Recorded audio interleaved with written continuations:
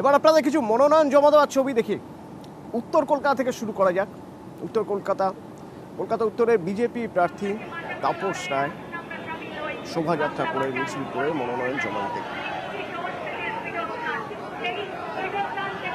অভিজিৎ প্রতিনিধি আমার সঙ্গে রয়েছেন। অভিজিৎ, কেমন ছিল সে মিছিল, সে শোভাযাত্রা? অতনু, তাপস রায়, উত্তর কলকাতার বিজেপি প্রার্থী তাপস রায়ের এই মনোনয়ন পত্র জমা দেওয়ার যে শোভাযাত্রা, বিবেকানন্দের মূর্তিকে মাল্যদান করে তারপরে শোভাযাত্রা সহকারে খন্টনিয়া কালীবাড়িতে পুজো দিয়ে তাপস রায় সঙ্গে রয়েছেন ত্রিপুরার মুখ্যমন্ত্রী মানিক সাহা, বালুরঘাটের বিজেপি বিধায়ক অশোক লাহিড়ী, রয়েছেন বিজেপির কলকাতা পুরসভার কাউন্সিলর মীনা দেবী পুরোহিত সহ প্রচুর কর্মী সমর্থক এবং উত্তর কলকাতার এই বিজেপি প্রার্থী তাপস রায়ের মনোনয়ন পত্র জমা দেওয়াকে কেন্দ্র করে উত্তর কলকাতার বিজেপি কর্মী সমর্থকদের মধ্যে উৎসাহ উদ্দীপনা বড় আকার ধারণ করেছে।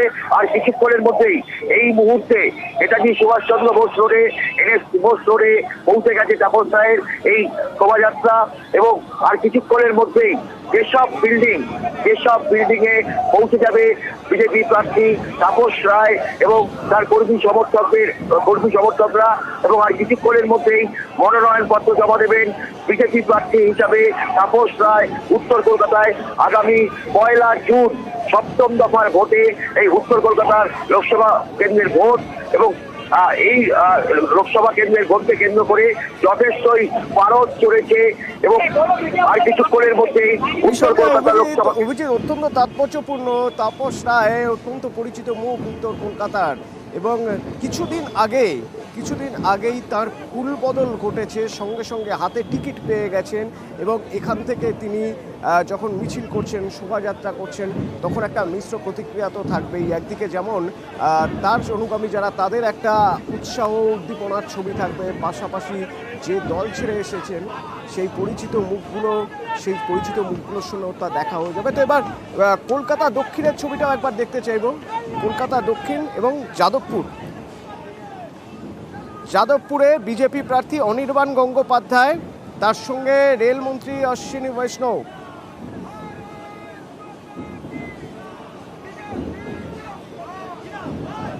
কেমন তার সেই শোভাযাত্রা? তিনি যাচ্ছেন মনোনয়নপত্র জমা দিতে যাচ্ছেন। শঙ্কু প্রতিনিধি আমার সঙ্গে রয়েছেন। শঙ্কু, একটু জানতে চাইবো। দেখো অতনু, এই মুহূর্তে তুমি নিঃসন্দেহে দেখতে পাচ্ছ যে হুটখোলা জিপে প্রার্থী অনির্বাণ গাঙ্গুলি, তার সঙ্গে রেলমন্ত্রী অশ্বিনী বৈষ্ণব তিনি রয়েছেন এবং তিনি সঙ্গে থেকে সাধারণ মানুষের সঙ্গে কিন্তু অভিবাদন গ্রহণ করছেন এবং তিনি সঙ্গে থাকছেন। আজকে অনেকক্ষণ ধরে সঙ্গে একটা গড়িয়া থেকে শুরু হয়েছে এই মিছিল এবং গড়িয়া থেকে অশ্বিনী বৈষ্ণব তিনি কিন্তু এই হুটখোলা জিপে তিনি চলেছেন সামনের দিকে, অর্থাৎ কিছুক্ষণ বাদে পৌঁছালে আলিপুরে এবং আলিপুরে কিছুক্ষণ বাদে পৌঁছালে সেখানে মনোনয়ন জমা দিলেন।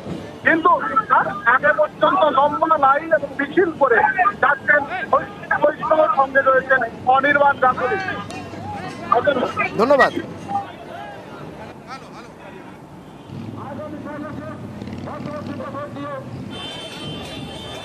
এবার কলকাতা দক্ষিণের ছবি দেখায় একটু আপনাদের। দক্ষিণ কলকাতার ছবি। এখানে কলকাতা দক্ষিণের বিজেপি প্রার্থী দেবশ্রী চৌধুরী মনোনয়ন জমা দিচ্ছেন। সেখান থেকে রয়েছেন আমার প্রতিনিধি অর্পিতা। একটু তোমার মাধ্যমে আবহটা একটু বোঝার চেষ্টা করবো।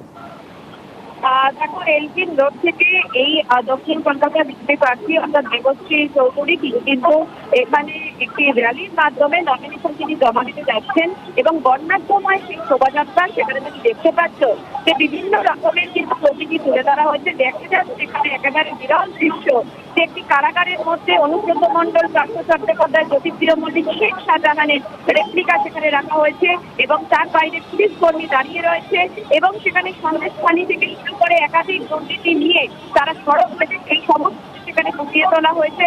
তার সঙ্গে রাম মন্দির এবং সেখানে ভগবান রাম রয়েছে, সেই রেপ্লিকাও একেবারে ফুটিয়ে তোলা হয়েছে।